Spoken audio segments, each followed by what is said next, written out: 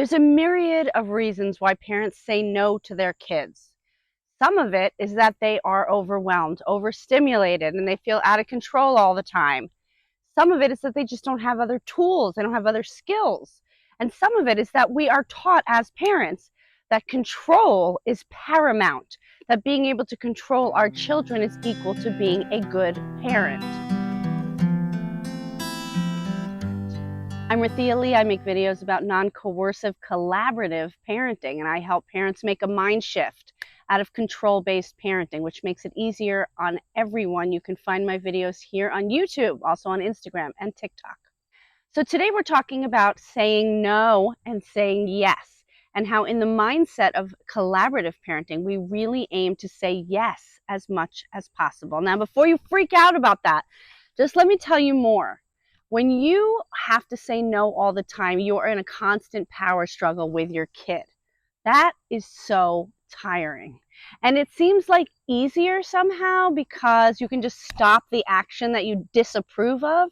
But there's a way to redirect and play with your kid and collaborate that becomes such a flow. It becomes such a flow between you where there is mutual communication, collaboration. You know, when kids are little, and you have to keep saying, don't put that in your mouth. Don't open that door. Close the cabinet. Don't open the refrigerator. No, don't touch that. Don't pick that up. Don't take that off. Don't yell. Don't pull on me. You know, no, no, no. No, don't bring that in the sandbox. No, we don't do that in this house. We don't do this. We don't do that. No, no, no. There's a lot of no. What a kid learns in their nervous system from being told no all the time is that they cannot trust their impulses, and there's something wrong with their impulses, that they are always doing something wrong all the time. And there's a lot of shame that gets created. There's a lot of fear that gets created. They stop trusting their own intuition around what they can do. And it's a sense of like being interrupted all the time and being disapproved of. And it's also no fun for the parent. The parent feels like they can never relax and everything is no. And then as the kid ages, as they get older, no can get very complex because you're actually saying no to things about their personality that they're developing. They can't wear those clothes. They can't use those words. They can't raise their voice. They can't say certain things. They have to eat this and go to bed at this time and, you know, all the rules. And they get more and more intense as the kids get older, right? Because parents are molding their children into being good, productive people. And that takes a lot of energy when you are controlling, when you are criticizing, when you are correcting. And so in this mindset of non-coercion, we try to figure out how to say yes as much as possible so that at home, when your kid is in their home base, they have a sense of agency, of freedom, of flow, of feeling approved of. They get to test things and fail. They get to try. They get to learn in your presence without constantly being interrupted and told that they're doing something wrong.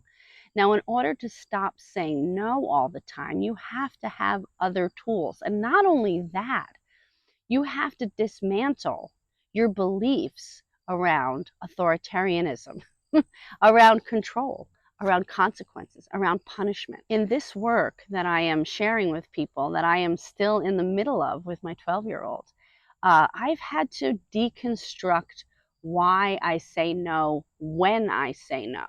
And that requires a self-inquiry that's rather constant. And besides safety, so I did a video on safety, and you can go watch it.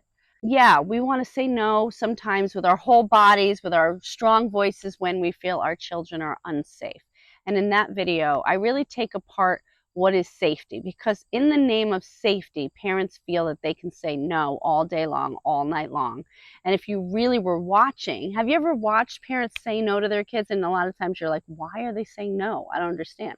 For example, a neighbor of mine, their little girl was walking in the puddles with her shoes, and her dad kept saying, you can't go in the puddle with those shoes on. No, no, don't go in the puddle. Don't go in the puddle. And she's 2. Of course, she keeps trying to go in the puddle.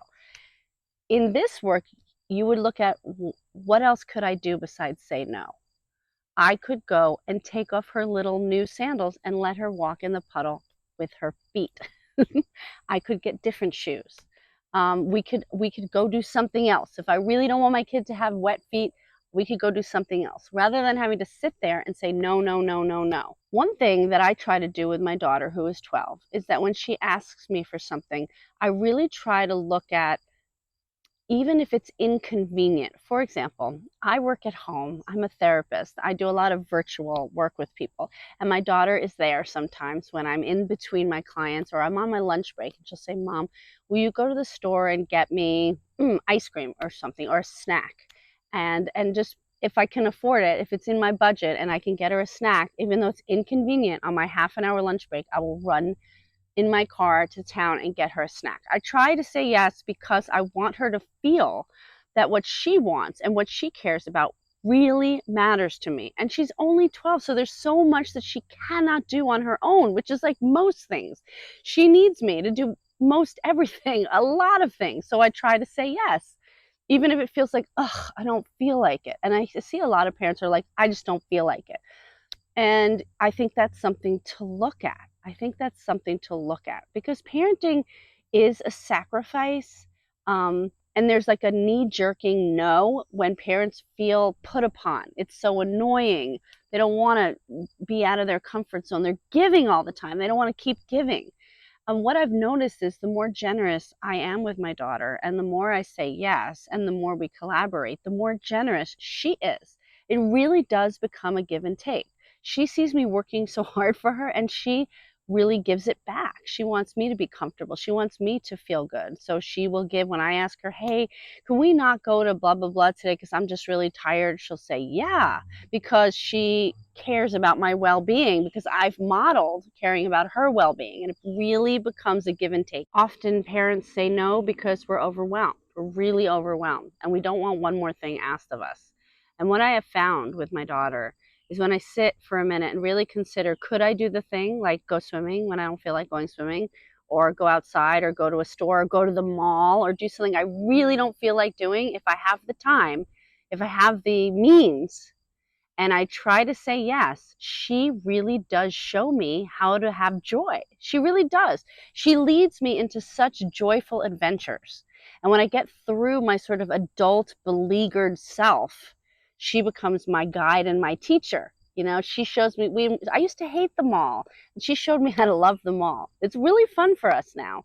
And then she's kind of grown out of the mall. Like I said, yes and yes and yes, and now she doesn't really want to go that much. So there's also like a season for the things our children want.